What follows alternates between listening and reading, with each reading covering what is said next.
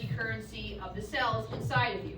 If you want to do anything involving any type of energy to do a process, this is what you use. So we've gone over ATP before for the last test. I always just assume it's in one ear and out the other just in case.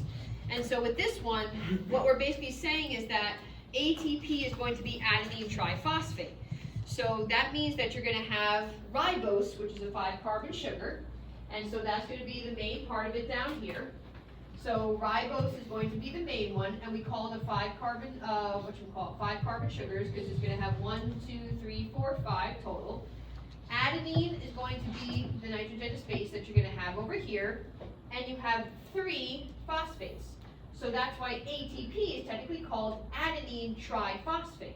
So 3 groups of phosphates, so PO4s. And so this is going to be the main components of ATP, and you have a massive amount of energy in these bonds. So the phosphate to the oxygens are huge. Normally CH bonds are very great. That's why we like to go and break down, sugars. But if you want to store energy for a later use to break down, that's where you're storing it. And so again, usually you're going to have, for the basic structure, a ribose, and then you're going to end up having adenine, which is going to be your nitrogenous base, and then you're going to have 3 phosphate groups. But again, the way you store the energy is not in here really, it's inside here where they're pointing. So the oxygen to phosphate bonds are the best bonds you can have to store it, and very high energy for eventually when you break them. So this ATP, when broken, can release tons of energy to do all kinds of different reactions. And so when it goes and breaks off one of them, so again, if you have adenine triphosphate, so you have 3 phosphates here, if you go and break one off, we call it a PI, it means an individual phosphate, that's one of them, actually plus, minus.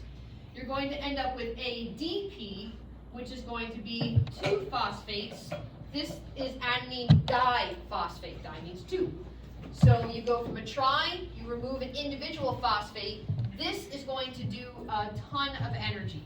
So you'll get a lot of energy out of this when you do eventually break it, and then it becomes this. And all you have to do to build it back up again is you're going to go and utilize your metabolism to do this, so it becomes this all over again. It's like a giant process of breaking things apart and putting them back together. It's that whole idea of redox reactions. So it's you're going to remove something, and then you're going to gain something over and over again. And so adenine diphosphate is just simply you removed 1 phosphate because you went and broke it off. It normally does not resemble something like, we never break 2 of these off, that does not happen. So it would not become very stable, so it just likes to be in that ADP state. You never have a mono, that does not happen, that would be something completely different. So it only goes from ATP to ADP, ADP to ATP, that's it, does not change. And so again, how ATP stores energy is going to be in those phosphate oxygen bonds on there. If you break that, you can release a ton of energy to do reactions, but then you can build it right back up again with your metabolism by eating food. So whenever you eat food, you get the energy to make energy. That's the whole point. So this is the whole idea of this cycle, where if you want to go and break it apart and put it back together, remember, I've already told you a lot of the time you're going to be doing all types of reactions with water, and it can break things apart. And in this case, that's going to be exactly what's happening. So you have ATP, and then what you can do is with water, you can actually help break the bonds. So energy for endergonic cellular processes can take place. Now it's all broken apart, and now energy from exergonic cellular reactions can make your ATP all over again. This is what you do when you go and consume food. You do this. When you break down any of the ATP to do reactions, you're doing this. Know this cycle, because I always put this on the study guide, and it does end up on the test the large majority of the time. So again, your cellular respiration, your metabolism is that. That is what you are doing. You are taking energy from exergonic cellular reactions, breaking down food, you're making ATP, and now you have it available. You put it with water, you're going to break those phosphate bonds, release a ton of energy, and now you can use that energy to make something. So if you want to make anything available, burn it if you have muscles and you want to go running, whatever you need it for, that's going to be how you utilize it. And so you will end up going and needing it, again, for all different types of cellular processes. But anytime you're doing this, again, it's going to be simply the fact that you are going to need water to break it apart and to put it back together again. Again, you're going to end up going and using the energy from your own metabolism to do that. So you have to consume food. Can't make ATP without it. So that's why we are heterotrophs. We are not autotrophs like plants. We can't make our own energy. We have to break down somebody else's. So enzymes are the ones that are going to, again, run all the processes that we're going to talk about for so many chapters. So let me just give you the textbook definitions of these things so at least you have this. But again, enzymes are just basically catalysts. So enzymes are going to use usually proteins, and they're going to be, again, catalysts, and they're going to lower activation energy. That would be the only definition you would need for an enzyme. So they're a type of protein. They're going to go and be catalysts, and they're going to lower activation energy so you can do some type of reaction. And again, enzymes are going to be something that lowers activation energy by going and being catalysts, and they are made of proteins. So, enzymes stabilize a temporary association between something called substrates. They can change the shape of something called a substrate. That's the molecule that undergoes the reactions. So in other words, if you have an enzyme here and it has a certain shape, if you go and you put, let's say, some type of, let's say this is, substrate A, it can go into an enzyme, do some type of reaction, and it can leave now as substrate B. It can change and transform it into something else. And so it can go and have a reaction. So again, a substrate is just the molecule that's undergoing the reaction. That's the thing changing. Your enzyme is just lowering the activation energy and basically the factory of where this is happening, and for the ability for it to change and make something else. And so it usually powers it in some way, shape, or form, or it can, literally be the thing that attaches to it and breaks it apart. So that's what they're trying to show you in the picture, is the active site of the enzyme where all of this is occurring. That's where the substrate goes. It will go and attach, and then it can turn into something else. So this whole idea of a substrate complex, I'll discuss, soon, but this is what's happening during these reactions. So the substrate's just undergoing the reaction. The enzyme is the catalyst that's made of a protein, and that's the one that's going to be responsible for the actual thing happening. So this is how the process works in general. So an active site is a location where a substrate binds.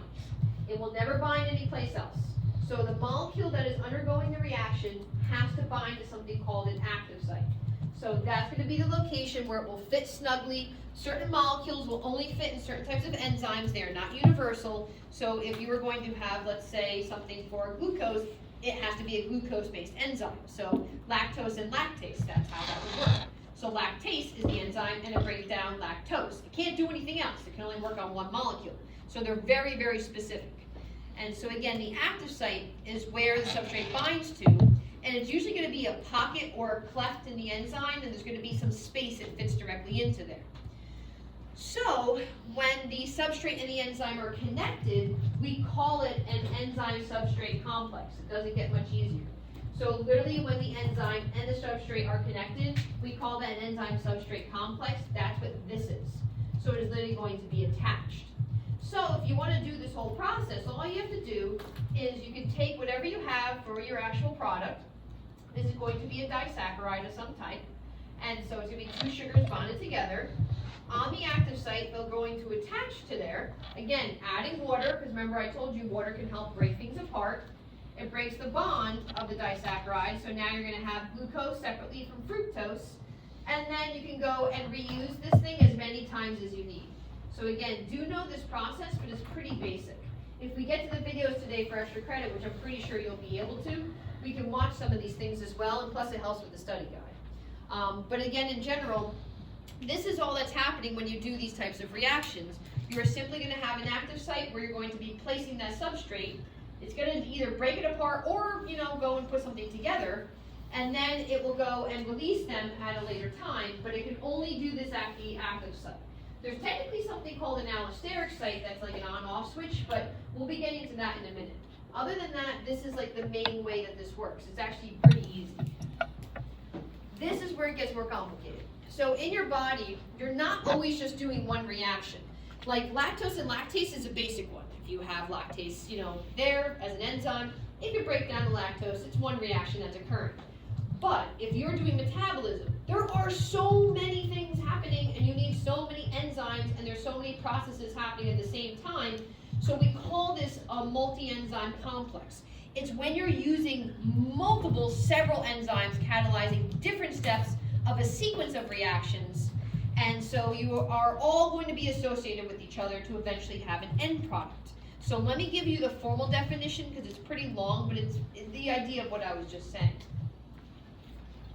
Eventually I'm going to run out of breath today. All right, so when several enzymes catalyze different steps of a sequence of reactions, and they're going to be associated with one another in non-covalently bonded assemblies, that's what you're looking at with multi-enzyme complexes. So again, when you have several enzymes catalyzing different steps of a sequence of reactions, they're going to be associated. I'm just going to give this to you with how they used to turn that thing off. I guess we're just stuck with that thing.